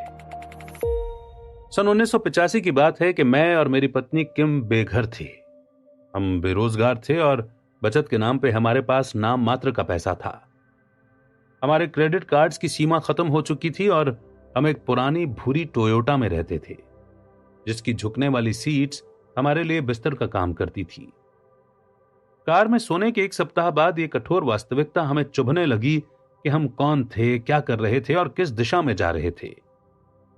जब एक दिन एक मित्र को हमारी दुर्दशा का पता चला तो उसने हमें अपने बेसमेंट में एक कमरा दे दिया। जब मित्रों और परिवार वालों को हमारी हालत के बारे में बताया गया तो उनका पहला सवाल हमेशा यही होता था, तुम लोग कोई नौकरी क्यों नहीं कर लेते? पहले पहल हमने कोशिश की, लेकिन हमारे शुभ चिंतकों को अपने तर्क समझाने में हमें काफी मुश्किलें आईं। जब आप किसी ऐसे व्यक्ति से बात कर रहे हो जो नौकरी को महत्व देता हो, तो उसे यह समझाना मुश्किल होता है कि आप नौकरी क्यों नहीं करना चाहते। हम कभी कभार यहां वहां काम करके कुछ डॉलर कमा लेते थे, लेकिन हम वे काम सिर्फ इसलिए करते थे ताकि हमारे पेट में भोजन रहे और हमारे घर यानी हमारी कार में गैस रहे। मुझे स्वीकार करना होगा कि गहरे व्यक्तिगत संचय के पलों में तनख्वाह वाली सुरक्षित नौकरी का विचार बहुत आकर्षक लग रहा था, लेकिन चूंकि हम लोग नौकरी की सुरक्षा तलाश नहीं कर रहे थे, इसीलिए हम लगे रहे और आर्थिक खाई की कगार पर हम एक एक दिन करके जीते रहे। हम जानते थे कि हम जब चाहेंगे हमें एक सुरक्षित और ऊंची तनख्वाह वाली नौकरी मिल सकती है। हम दोनों ही कॉलेज की पढ़ाई पूरी कर चुके थे। हम में नौकरी की अच्छी योग्यताएं थीं और हमारी कार्यनीति ठोस थी, लेकिन हम नौकरी की सुरक्षा नहीं चाहते थे। हम तो आर्थिक स्वतंत्रता चाहते थे। 1989 तक हम मिलियनेयर बन गए। मैं अक्सर लोगों को कहते सुनता हूं कि पैसे बनाने के लिए पैसों की जरूरत होती है। यह सरासर बकवास है। बेघर से मिलियनेयर बनने की हमारी यात्रा में 4 वर्ष का समय लगा था। तथा इसके बाद असली आर्थिक स्वतंत्रता तक पहुंचने में हमें 5 साल और लगे। लेकिन इसमें पैसों की जरूरत नहीं पड़ी। जब हमने शुरुआत की थी तो हमारे पास जरा भी पैसा नहीं था। वास्तव में हम कर्ज में थे और रास्ते में किसी ने भी हमें कुछ नहीं दिया। इसमें अच्छी औपचारिक शिक्षा की जरूरत भी नहीं पड़ती। कॉलेज की शिक्षा पारंपरिक पेशों के लिए महत्वपूर्ण है, लेकिन दौलतमंद बनने की इच्छा रखने वाले लोगों के लिए नहीं है। अगर पैसा बनाने में पैसों की जरूरत नहीं पड़ती और आर्थिक दृष्टि से स्वतंत्र बनना सीखने में औपचारिक शिक्षा की जरूरत भी नहीं होती है, तो फिर किस चीज की जरूरत होती है?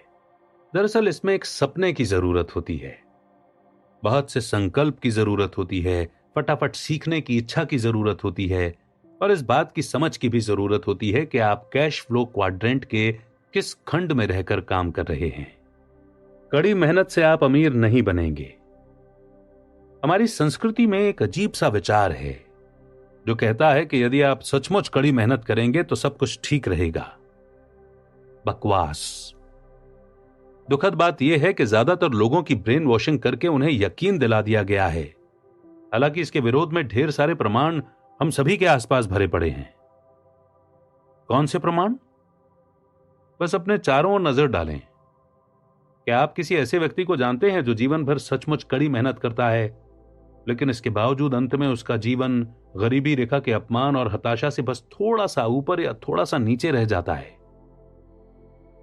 जाहिर है आप जानते हैं, हम सभी जानते हैं। संसार ऐसे लोगों से भरा पड़ा है जो कड़ी मेहनत करते हैं, लेकिन इसके बावजूद निश्चित रूप से उनकी हालत ठीक नहीं है। और शायद सबसे बुरा हिस्सा यह है कि इनमें से कई दुर्भाग्यशाली लोग इस नतीजे पर पहुंच जाते हैं कि उनकी गलती या व्यक्तिगत अक्षमता के कारण ही ऐसा हुआ। उन्होंने सभी सही चीजें की, ठीक है, लेकिन इसके बावजूद अगर वे कामयाब नहीं हुए तो इसका मतलब शायद यह है कि उन्होंने पर्याप्त कड़ी मेहनत नहीं की या उन्हें किस्मत ने अवसर ही नहीं दिए। शायद वे सफलता के लिए बने ही नहीं थे। बकवास। समस्या यह है कि कड़ी मेहनत का मिथक सिर्फ यही है, एक मिथक, एक भ्रम। देखिए, मुझे गलत न समझें। मैं ये नहीं कह रहा हूं कि दौलत बनाने और आर्थिक स्वतंत्रता पाने में कड़ी मेहनत नहीं लगती है। लगती है, और बहुत ज्यादा लगती है। मुझे उम्मीद है कि आप इतने नादान नहीं हैं कि उन मूर्खों की बातों पर यकीन कर लें जो आपसे कहते हैं कि वे आपको दौलत पाने का ऐसा तरीका बता सकते हैं जो आसान है, तुरंत कामयाब हो जाता है या उसमें जरा भी मेहनत नहीं लगती।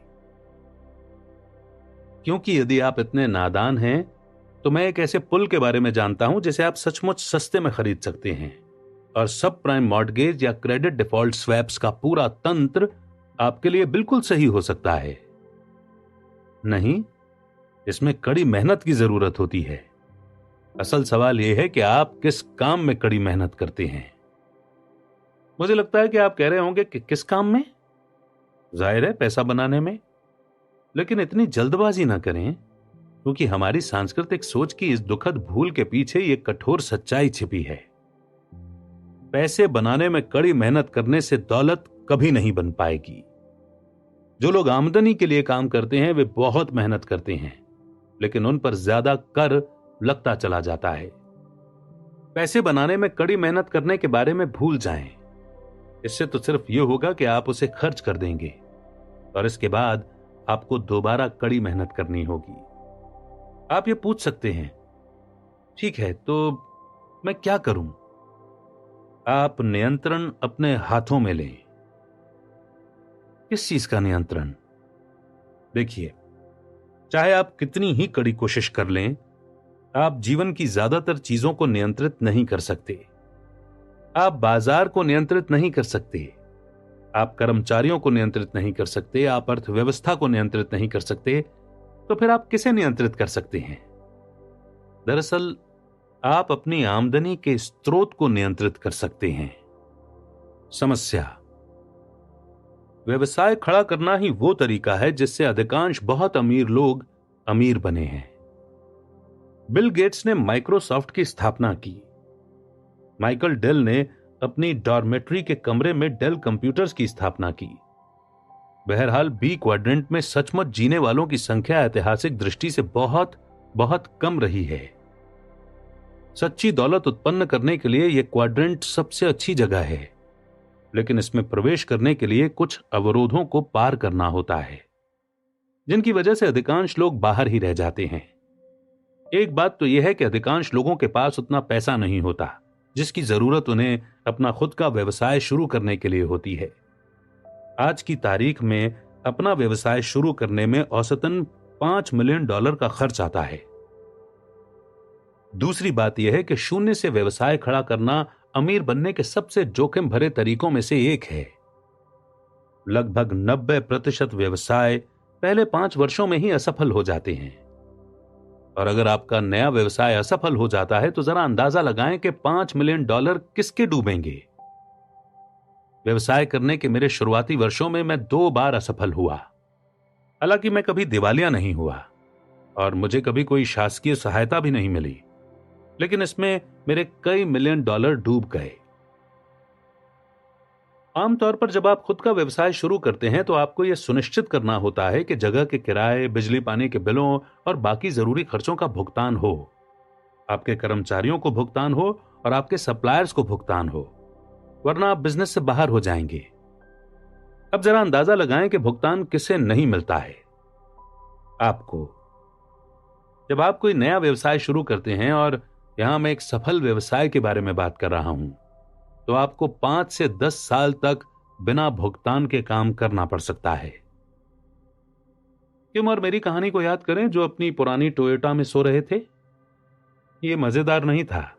हम नौकरी कर सकते थे जिससे तत्काल हमारे सिर के ऊपर छत मुहैया हो सकती थी, लेकिन यह चाहे जितना दुखद रहा हो, हमने नौकरी करने के बजाय बेघर रहने का विकल्प चुना, क्योंकि हमें व्यवसाय का स्वामी बनने और बी क्वाड्रेंट में रहने के अपने सपने पर पूरा यकीन था। अधिकांश लोगों में इन परिस्थितियों से मुकाबला करने का मानसिक, भावनात्मक, शारीरिक या आर्थिक जीवट नहीं होता। यह निर्मम हो सकता है और आमतौर पर होता भी है। एक फ्रेंचाइजी ले लें तो फ्रेंचाइजी लेने से जोखिम बहुत कम हो जाता है। मैकडॉनल्ड्स या सबवे जैसा प्रतिष्ठित फ्रेंचाइजी होने पर आपकी सफलता की संभावना काफी अच्छी हो जाती है और ज्यादातर जमीनी काम बना बनाया मिल जाता है। लेकिन आप अब भी सबसे पहली और सबसे बड़ी समस्या पर अटक जाते हैं। ऐसी फ्रेंचाइजी लेने के लिए आपको नगद पैसे देने पड़ते हैं। किसी प्रतिष्ठित फ्रेंचाइजी को खरीदने की लागत $1 लाख से लेकर $15 लाख या इससे ज्यादा भी हो सकती है, और यह तो सिर्फ फ्रेंचाइजी के अधिकार खरीदने का खर्च है। इसके बाद आपको प्रशिक्षण, विज्ञापन और समर्थन के लिए मुख्यालय को जो मासिक भुगतान करना होता है वो अलग होता है। और इस सारे समर्थन के बावजूद सचमुच दौलतमंद बन जाने की कोई गारंटी नहीं है। कई बार तो फ्रेंचाइजी घाटे में चलने के बावजूद फ्रेंचाइजी मालिक या मुख्यालय को भुगतान भेजना होता है, भले ही आप उन लोगों में हो जिनका फ्रेंचाइजी सफल हो जाता है। लेकिन इस बात की काफी संभावना है कि पहले कुछ सालों में आप खुद खास पैसे नहीं कमा पाएंगे, और यह भी याद रखें कि 3 में से 1 फ्रेंचाइजी अंततः डूब जाती है। जब मेरे गरीब डैडी 50 साल के थे तो उन्होंने हवाई के राज्यपाल के खिलाफ चुनाव लड़ने का दुस्साहस किया, और वे जिसके खिलाफ लड़ रहे थे वो कोई और नहीं, उनके तत्कालीन बॉस ही थे। इसके बाद क्या हुआ, आप सहज ही अंदाजा लगा सकते हैं। गरीब डैडी न सिर्फ चुनाव हार गए, बल्कि उनके बॉस ने उन्हें नौकरी से भी निकाल दिया और साफ शब्दों में बता दिया कि वो दोबारा कभी हवाई में नौकरी नहीं कर पाएंगे। डैडी ने अपनी सारी बचत बटोर कर एक लोकप्रिय फ्रेंचाइजी को खरीद लिया, जिसके बारे में कहा जाता था कि यह फ्रेंचाइजी कभी नहीं डूब सकती। जो फ्रेंचाइजी कभी नहीं डूब सकती थी वो डूब गई, और साथ में मेरे डैडी भी। दरअसल उनका सब कुछ डूब गया। सिद्धांततः फ्रेंचाइजी का विचार बेहतरीन है, लेकिन वास्तव में यह एक जुआ है, और यह एक ऐसा जुआ है जिसमें आपको टेबल पर पहुंचने और खेलने का अवसर पाने के लिए बहुत भारी कीमत चुकानी पड़ती है। निष्क्रिय आमदनी की शक्ति। क्या आपने कभी पानी के उन स्प्रिंग वाले नलों का उपयोग किया है जो कुछ सार्वजनिक रेस्ट रूम्स में पानी बचाने के लिए लगाए जाते हैं? जब आप पानी चालू करते हैं तो आपको बटन दबाए रखना पड़ता है, क्योंकि बटन छोड़ते ही पानी भी बंद हो जाता है। अधिकांश लोगों की आमदनी का स्रोत उसी नल जैसा होता है। आपके पास थोड़ा पैसा बहकर आता है, और जैसे ही आप काम करना छोड़ते हैं ये बंद हो जाता है। इस तरह आप आर्थिक दृष्टि से कभी स्वतंत्र नहीं हो सकते। आपको तो पैसे का ऐसा नल चाहिए जिसे आप एक बार चालू करने के बाद खुला छोड़ दें और फिर ये अपने आप चलता रहे। ये आज, कल और अगले सप्ताह आमदनी पाने के बारे में ही नहीं है। ये तो अनंत काल तक अपनी आमदनी सुरक्षित करने के बारे में है। यह निष्क्रिय आमदनी है जिसे रेजिडुअल इनकम कहा जाता है, यानी ऐसी आमदनी जो बार बार आती रहती है। आपके मेहनत करने और आमदनी के उस स्रोत में आवश्यक पूंजी लगाने के लंबे समय बाद भी। खुद को बी क्वाड्रेंट में पहुंचाना इस दिशा में एक शक्तिशाली कदम है। लेकिन सारे व्यवसायों में निष्क्रिय आमदनी नहीं मिलती। यदि आप किसी रेस्टोरेंट के मालिक हैं तो आपको आमदनी तभी होगी जब आप खाना बनाएंगे और बेचेंगे। यदि आप एयर कंडीशनर्स की मरम्मत करने के व्यवसाय में हैं तो आपको आमदनी तभी होगी जब आप वो सेवा प्रदान करेंगे। यहां तक कि ऊंची आमदनी वाले डॉक्टर और वकील भी सिर्फ पैसा तभी कमाते हैं जब वे रोगियों या मुवक्किलों से मिलते हैं। यदि किसी रोगी या मुवक्किल को किसी विशेष सप्ताह में उनके ज्ञान या सेवाओं की आवश्यकता नहीं है तो उनकी आमदनी का नल बंद हो जाता है और उस सप्ताह उसमें कोई पैसा नहीं आता है। अधिकांश लोगों को निष्क्रिय आमदनी उत्पन्न करने वाले मार्ग की जरूरत होती है। इसी उद्देश्य से डोनाल्ड ट्रंप और मैंने मिलकर कई प्रकार के व्यावसायिक तंत्रों का मूल्यांकन किया जिनसे निष्क्रिय आमदनी उत्पन्न हो सकती है।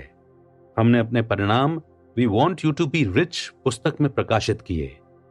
और वैसे ये सिर्फ हमारी पुस्तक का शीर्षक ही नहीं है, हम आपको सचमुच अमीर बनाना चाहते हैं। दौलत समेत धन का खेल नहीं है। ऐसा भी नहीं है कि अगर आप अमीर बन गए तो आप मुझसे या डोनाल्ड से या किसी और से कुछ ले लेंगे। दरअसल हम जिस संसार में रह रहे हैं वो अद्भुत और प्रचुर है।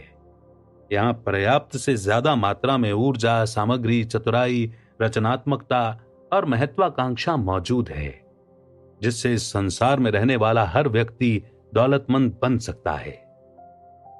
तो हमने क्या पाया? हमने ये पाया कि एक बिजनेस मॉडल बाकी से अलग हटकर दिखता है। यह विशेष बिजनेस मॉडल निष्क्रिय आमदनी प्रदान करता है। साथ ही इसे शुरू करने की लागत तुलनात्मक रूप से बहुत कम होती है। इसमें दीगर खर्च भी बहुत कम होते हैं और इसे अपनी सुविधा के हिसाब से पार्ट टाइम भी किया जा सकता है, जब तक कि इससे उद्यमी को पर्याप्त कैश फ्लो न मिलने लगे और वो अपनी वर्तमान पूर्णकालिक नौकरी को छोड़ने की स्थिति में न आ जाए। इस बिजनेस मॉडल का नाम है नेटवर्क मार्केटिंग। बाकी की पुस्तक इसी के बारे में है। एक व्यवसाय, दौलत बनाने वाली 8 संपत्तियां।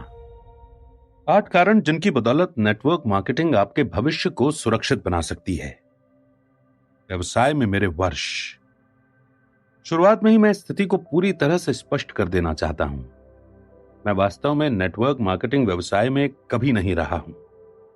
मैं किसी नेटवर्क मार्केटिंग कंपनी का मालिक या डिस्ट्रीब्यूटर नहीं हूं। किसी नेटवर्क मार्केटिंग कंपनी से मुझे कोई आर्थिक लाभ नहीं होता और न ही मैं किसी विशेष कंपनी का प्रचार प्रसार करता हूं।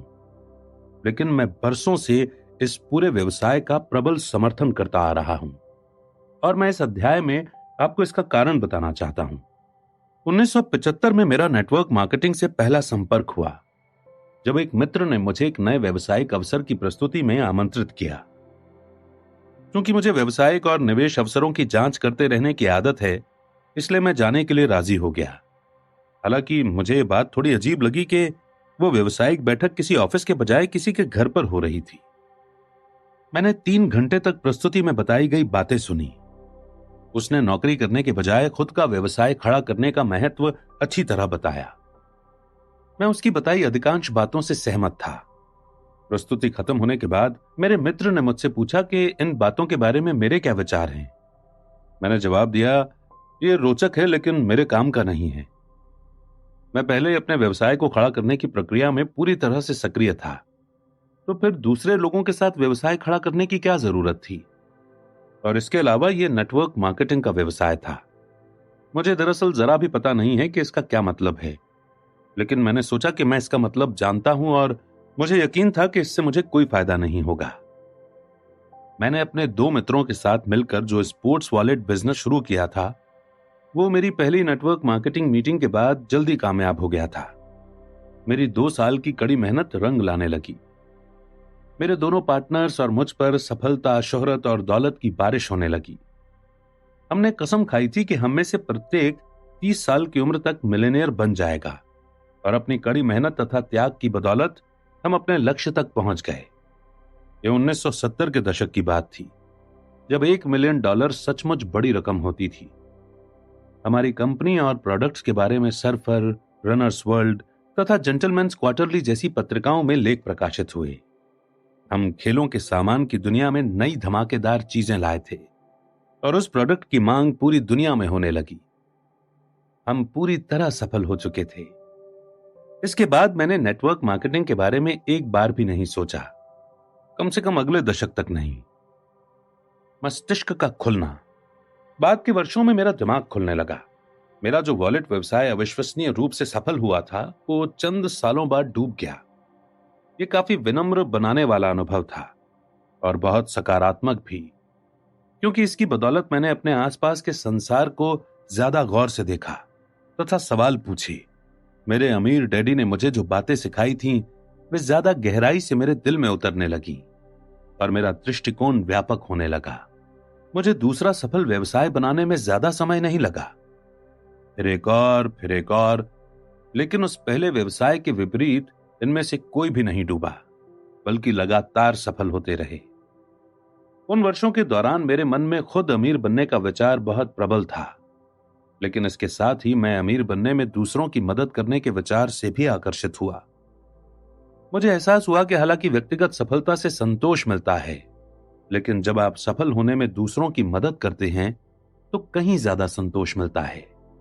अगले 15 वर्षों तक मैं नेटवर्क मार्केटिंग के बारे में नकारात्मक बातें सुनता रहा, ज्यादातर मामलों में अपनी जान पहचान के लोगों से। आखिरकार मैंने खुद इस व्यवसाय की पड़ताल करने का निर्णय लिया।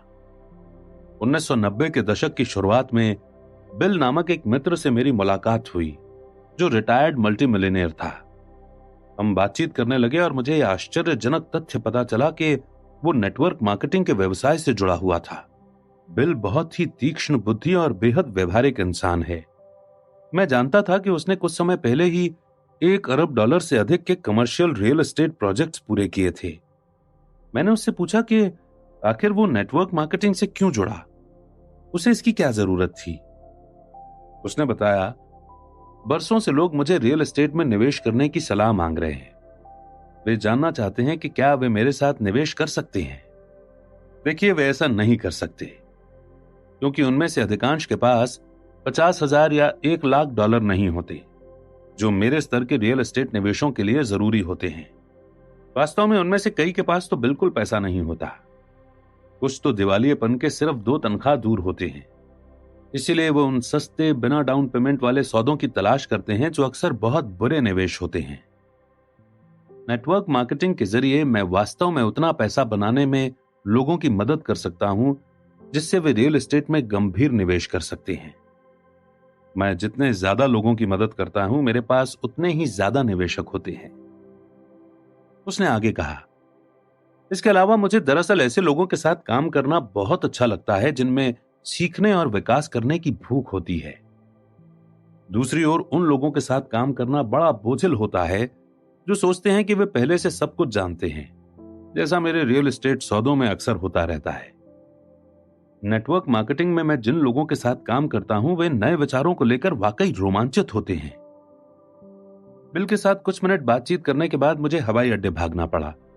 बहरहाल अगले कुछ महीनों तक हमारा संवाद बराबर चलता रहा और इसके साथ ही नेटवर्क मार्केटिंग तथा इसके लाभों के प्रति मेरा सम्मान भी बढ़ता चला गया। 1994 में मैंने इस उद्योग पर गंभीर शोध करना शुरू किया। मुझे जिस भी प्रस्तुति की जानकारी मिलती थी, मैं उसमें चला जाता था और वहां कही जाने वाली हर बात को गौर से सुनता था। मैंने कई कंपनियों के साहित्य का अध्ययन किया, उनके ट्रैक रिकॉर्ड्स पर नजर डाली, गहराई में जाकर उनकी पड़ताल की। मैंने ये सारी जांच पड़ताल उसी तरह की जिस तरह मैं निवेश के लिए किसी व्यवसायिक उपक्रम का अध्ययन करता हूं। यदि जांच पड़ताल के बाद मुझे कंपनी जम जाती थी, तो मैं उससे जुड़ जाता था, ताकि मैं उसके बारे में अंदरूनी जानकारी हासिल कर सकूं और ये जान सकूं कि अनुभव अंदर से कैसा रहता है। अंततः इन कंपनियों के कुछ लीडर्स से मेरी मुलाकात होने लगी। मुझे ये जानकर हैरानी हुई कि व्यवसाय के दौरान मैं जिन लोगों से मिला था वे उनमें सबसे बुद्धिमान, दयालु, नैतिक, आध्यात्मिक और पेशेवर लोगों में से एक थे। एक बार मैं जब अपने पूर्वाग्रहों से उबर गया और नेटवर्क मार्केटिंग के लोगों से मिलने के बाद उनका सम्मान करने लगा तथा उनसे जुड़ने लगा, तो मुझे इस उद्योग का हृदय मिल गया और मुझे जो मिला उससे मैं आश्चर्यचकित रह गया। जब 1975 में पहली अवसर बैठक में मुझे नेटवर्क मार्केटिंग की अवधारणा की जानकारी मिली थी, तब मेरा दिमाग इसके विचार के प्रति कसकर बंद हो गया था। अब लगभग 20 साल बाद मेरा दृष्टिकोण पूरी तरह से बदल गया था। लोग कई बार मुझसे पूछते हैं, आप खुद नेटवर्क मार्केटिंग के माध्यम से अमीर नहीं बने हैं, फिर भी आप दूसरे लोगों को इसके जरिए दौलत बनाने की सलाह क्यों देते हैं? देखिए, क्योंकि मैंने अपनी दौलत नेटवर्क मार्केटिंग के जरिए नहीं बनाई है, इसलिए मैं इस उद्योग के बारे में निष्पक्ष हो सकता हूं। मैं बाहरी व्यक्ति के रूप में इस व्यवसाय की कद्र करने लगा और यह तब हुआ जब मैं पहले ही अपनी दौलत बना चुका था और आर्थिक दृष्टि से स्वतंत्र हो चुका था। वैसे अगर मुझे आज दोबारा शून्य से सब कुछ शुरू करना पड़े तो पुरानी शैली का व्यवसाय खड़ा करने के बजाय मैं नेटवर्क मार्केटिंग व्यवसाय शुरू करना चाहूंगा। तो नेटवर्क मार्केटिंग आखिर क्या है? मैंने कहा था कि मैं दरअसल कभी भी प्रतिभागी के रूप में नेटवर्क मार्केटिंग से जुड़ा नहीं रहा, लेकिन मैं एक ऐसे शख्स को जानता हूं जो काफी समय से जुड़ा हुआ है और मैंने उन्हें अपने ज्ञान का लाभ देने के लिए आमंत्रित किया है। मेरे मित्र जॉन फ्लेमिंग ने जीवन में आर्किटेक्ट के रूप में शुरुआत की थी। एक बार तो उन्होंने प्रख्यात आर्किटेक्ट माइस वेंडर रोहे के लिए भी काम किया था। इस वजह से भी मैं नेटवर्क मार्केटिंग के प्रति उनकी नीति की कद्र करता हूं। खास बात यह है कि इस व्यवसाय में भी उन्होंने व्यवहारिक संरचना और उपयोगी निर्माण का वही जोश दिखाया। दूसरे शब्दों में वे ऐसे तंत्र बनाने को महत्व देते हैं जो लंबे समय तक कायम रहें। जॉन के पास नेटवर्क मार्केटिंग का लगभग 40 वर्ष का अनुभव है, जिसकी बदौलत वे इन पन्नों में हमें लाभान्वित करेंगे। उन्होंने अपनी खुद की कंपनी बनाई और चलाई। वे बहुत सी कंपनियों में कई एग्जीक्यूटिव पदों पर रह चुके हैं, जिनमें एक बहुत बड़ी और सम्मानित कंपनी शामिल है। इसमें वे 15 वर्षों तक रीजनल वाइस प्रेसिडेंट रहे और फिर बिक्री रणनीति, प्रशिक्षण तथा विकास के वाइस प्रेसिडेंट भी रहे। वे उद्योग के विभिन्न ट्रेड समूहों में सक्रिय रहे हैं। 1997 में डायरेक्ट सेलिंग एजुकेशन फाउंडेशन ने जॉन को अपने सर्वोच्च सम्मान सर्कल ऑफ ऑनर अवार्ड से नवाजा। आज जॉन डायरेक्ट सेलिंग न्यूज के प्रकाशक और प्रमुख संपादक के रूप में कार्यरत हैं, जो डायरेक्ट सेलिंग और नेटवर्क मार्केटिंग एग्जीक्यूटिव्स की सेवा करने वाला एक प्रतिष्ठित ट्रेड प्रकाशन है। तो रॉबर्ट जॉन से पूछते हैं, जॉन, उन पाठकों के लिए जिन्हें शायद पहले से न पता हो, आप ये बताएं कि नेटवर्क मार्केटिंग आखिर है क्या और इसे कौन सी चीज चलाती है? रॉबर्ट, नेटवर्क मार्केटिंग पिछली सदी के मध्य से विभिन्न रूपों में हमारे बीच में रही है। इसका बुनियादी विचार सरल भी है और बेहतरीन भी। प्रोडक्ट्स या सेवाओं के प्रचार के लिए तमाम पेशेवर संस्थाओं और मार्केटिंग चैनल्स पर ढेर सारा पैसा खर्च करने के बजाय क्यों ना उन्हीं लोगों को भुगतान किया जाए जो उन प्रोडक्ट से सबसे ज्यादा प्रेम करते हैं और दूसरों को उनके बारे में बताते हैं। नेटवर्क मार्केटिंग कंपनी बिल्कुल यही करती है। उसे बिक्री से जितने भी डॉलर मिलते हैं, उनका एक हिस्सा ये स्वतंत्र प्रतिनिधियों को लौटा देती है, जो आमतौर पर उनके प्रोडक्ट्स के सबसे समर्पित और उत्साही उपभोक्ता होते हैं। ओके जॉन, 1 मिनट के लिए मैं इसके विरोधी की भूमिका निभाना चाहूंगा। वैसे कारगर कैसे हो सकता है? मेरा मतलब है कि मार्केटिंग की खास योग्यता न रखने वाले सामान्य लोगों का समूह वास्तव में प्रतिस्पर्धा के वर्तमान माहौल में ज्यादा बिक्री कैसे कर सकता है? देखिए रॉबर्ट, दरअसल यही इसकी सुंदरता है। जैसा हर मार्केटिंग प्रोफेशनल, हॉलीवुड प्रोड्यूसर और बड़ी कंपनी का मालिक जानता है, व्यक्तिगत मौखिक प्रचार ही संसार का सबसे शक्तिशाली प्रचार माध्यम होता है। इसीलिए टेलीविजन पर विज्ञापन देने वाली कंपनियां अभिनेताओं और अभिनेत्रियों को करोड़ों डॉलर की फीस चुकाती हैं, ताकि वे आपकी मां, आपके जीवन साथी, आपके सबसे अच्छे मित्र या आपके बच्चों की तरह बात करें। वे लोग व्यक्तिगत मौखिक अनुशंसा की नकल कर रहे होते हैं। नेटवर्क मार्केटिंग में हम असल चीज का इस्तेमाल करते हैं, मॉडल की असली शक्ति, जिसे आप लीवरेज कहते हैं, यह है कि प्रतिनिधि के रूप में आपको सिर्फ उन्हीं प्रोडक्ट्स पर कमीशन नहीं मिलता है जो आपके द्वारा अनुशंसित लोग खरीदते हैं, बल्कि प्रायः उन प्रोडक्ट्स पर भी मिलता है जो उनके द्वारा अनुशंसित लोग प्रत्यक्ष या अप्रत्यक्ष रूप से खरीदते हैं। अगर इन सबको जोड़ा जाए तो आंकड़ा काफी बड़ा हो सकता है। अब यह तंत्र कैसे काम करता है, आप इस बात का जवाब जानते हैं। दरअसल डायरेक्ट सेलिंग या नेटवर्क मार्केटिंग का वार्षिक कारोबार आज पूरे संसार में 110 अरब डॉलर से अधिक का है। आर्थिक संदर्भ में यह बहुत विशाल भूखंड है जो लगभग न्यूजीलैंड, पाकिस्तान या फिलीपींस के आकार का होगा। मैं प्रायः इस बिजनेस मॉडल का वर्णन करने के लिए डायरेक्ट सेलिंग और नेटवर्क मार्केटिंग दोनों ही शब्दावलियों का इस्तेमाल करता हूं, क्योंकि आज अधिकांश डायरेक्ट सेलिंग कंपनियां नेटवर्क मार्केटिंग की नीतियों पर चल रही हैं। बहरहाल इस पुस्तक के उद्देश्य को ध्यान में रखते हुए मैं सिर्फ नेटवर्क मार्केटिंग का ही इस्तेमाल करूंगा। तो नेटवर्क मार्केटिंग से पूरी बिक्री बढ़ती रहती है। इसका एक कारण यह है कि यह असली जीत स्थिति है। बाजार में कंपनी की आश्चर्यजनक पैठ हो जाती है और ग्राहकों की जागरूकता भी बढ़ जाती है, जिसे पारंपरिक मार्केटिंग के माध्यम से हासिल करना बहुत मुश्किल और महंगा हो सकता है। इसके अलावा स्वतंत्र प्रतिनिधि को महत्वपूर्ण कैश फ्लो प्राप्त करने का मौका भी मिलता है। कैसे? कंपनी की प्रोडक्ट लाइन और या सेवाओं का प्रतिनिधित्व करने वाला महत्वपूर्ण नेटवर्क बनाने के लिए मौखिक प्रचार, आपसी संबंधों की शक्ति का दोहन करके। रॉबर्ट, आपने कहा है कि बी क्वाड्रेंट के व्यवसाय में कम से कम 500 कर्मचारी होते हैं। नेटवर्क मार्केटिंग में आप कर्मचारियों को नौकरी पर नहीं रखते हैं। इसमें तो आप स्वतंत्र प्रतिनिधियों को स्पॉन्सर या प्रायोजित करते हैं, लेकिन आर्थिक पैमाना वही रहता है। जब आपके स्वतंत्र प्रतिनिधियों का नेटवर्क बढ़कर 300, 400 या 500 व्यक्तियों का हो जाता है, तो आपके पास एक बड़ा संगठन हो जाता है जो काफी अवशिष्ट या रेसिडुअल आमदनी प्रदान करता है। दूसरे लोग नेटवर्क मार्केटिंग के बारे में क्या कहते हैं? जैसा जॉन कहते हैं कि यह मॉडल इसीलिए शक्तिशाली है क्योंकि यह कारगर है, और यह सिर्फ हम ही नहीं कहते हैं। प्रख्यात प्रबंधन विशेषज्ञ और मशहूर bestseller in search of excellence के लेखक टॉम पीटर्स ने नेटवर्क मार्केटिंग का वर्णन करते हुए कहा है, मार्केटिंग में पहला सचमुच क्रांतिकारी परिवर्तन जो 50 साल से भी अधिक समय पहले प्रॉक्टर एंड गैम्बल और हार्वर्ड बिजनेस स्कूल में आधुनिक मार्केटिंग के आविर्भाव के बाद हुआ है। नेटवर्क मार्केटिंग की वर्तमान तथा भावी सफलता के बारे में Forbes, Fortune, Newsweek, time, US news and world report, US today, the New York times और द वॉल स्ट्रीट जर्नल जैसी पत्रिकाओं में बहुत से लेख प्रकाशित हुए हैं। बहरहाल 15 साल पहले इनमें से किसी भी पत्रिका ने इस व्यवसाय को स्वर्णिम अवसर नहीं कहा था। और अब देखें कि फॉर्च्यून का हालिया अंक नेटवर्क मार्केटिंग के बारे में क्या कहता है।